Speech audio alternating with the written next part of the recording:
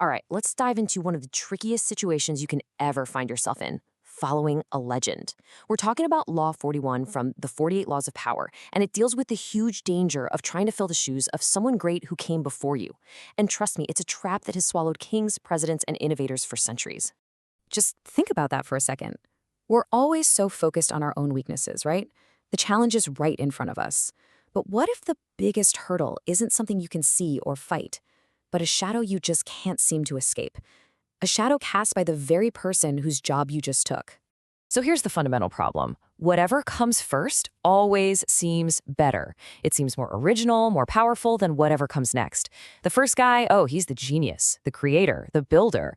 But the person who follows, you're just seen as the caretaker, or even worse, an imitator. From day one, you are starting at a massive disadvantage. I mean, the bar is set impossibly high, isn't it?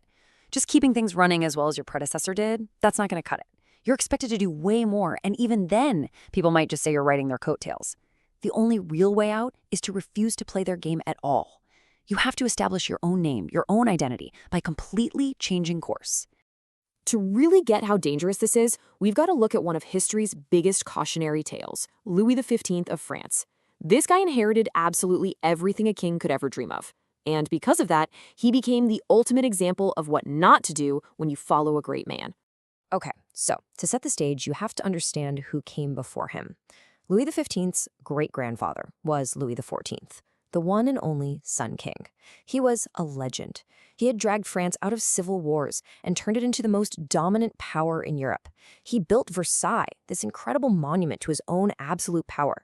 So that's the kingdom Louis XV inherited. It was mighty, it was stable, it was awe-inspiring. The foundation was rock solid. So what did he do with all this power? Absolutely nothing.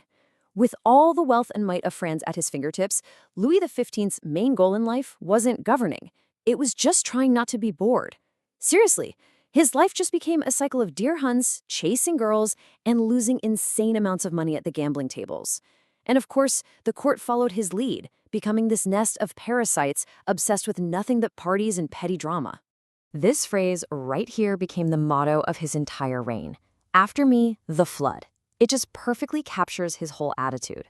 Who cares what happens to France after I'm gone? Let it all burn. And, well, it did.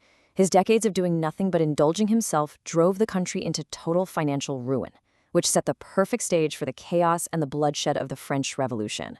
His grandson, Louis XVI, inherited a complete disaster and ended up losing his head at the guillotine. So what's the big lesson here? Louis XV fell headfirst into the successor's trap. You know, Machiavelli pointed this out ages ago. It's necessity that forces people to act, to become great. Louis XIV had to build his kingdom because it was a mess.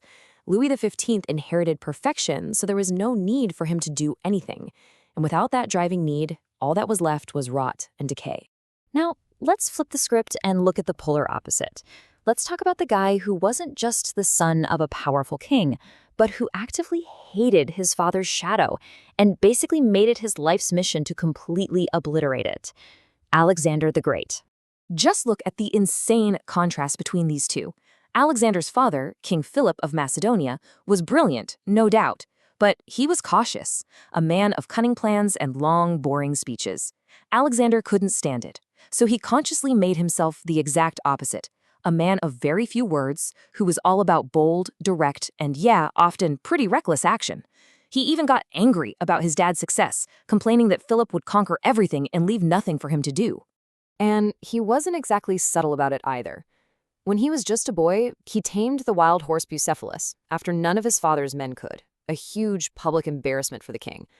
Later, he openly mocked his own drunken father in front of the entire court. And as soon as he became king, he just ignored his advisors telling him to be cautious and instead brutally crushed rebellions his own way. At every single turn, he was screaming to the world, "I am not my father." You know, nothing shows his philosophy better than this one moment. He's faced with the legendary Gordian knot. Prophecy said that whoever could untie it would become the ruler of Asia. So what does Alexander do? He doesn't even try to play by the old rules. He doesn't try to untie the thing. He just pulls out his sword and cuts it in half. With one move, he was showing the whole world he wasn't going to follow the old ways. He was going to create new ones. Okay, so we've seen the spectacular failure and the epic triumph. Now, let's get practical. How do we turn these stories into actual strategies? How do you really escape a predecessor's shadow and forge your own path? It really boils down to 3 key tactics. First, you have to psychologically distance yourself from what came before, maybe even belittle it a little. Second, you've got to find a void, an empty space where you can be the first one to shine, so you're not in a direct comparison. And third, you need to create brand new symbols that define your time, not the old one. A fantastic modern example of this is John F. Kennedy following Dwight D. Eisenhower into the White House. Think about it. Eisenhower was this fatherly World War II general who loved the slow, kind of stodgy game of golf. Kennedy presented himself as the complete opposite. He was young, he was full of energy, and he famously played touch football on the White House lawn. He created this powerful new symbol of vigor and a new generation, totally breaking from that 1950s image. Finding a void is absolutely critical. Take a look at the Athenian statesman Pericles. He came from a noble family, but he saw that all the other big-shot politicians were already aligned with the aristocracy. So what did he do? The totally unexpected. He became the leader of the People's Party. He filled an empty space in the political world, making a huge name for himself in a place where no one else could cast a shadow on him. So this all leads us to the final and most important takeaway. Escaping the past isn't just a nice idea. It's absolutely essential for anyone who wants to create their own real power and build their own legacy. You know, Machiavelli saw this pattern with crystal clarity centuries ago. The first person to grab power does it out of drive and necessity.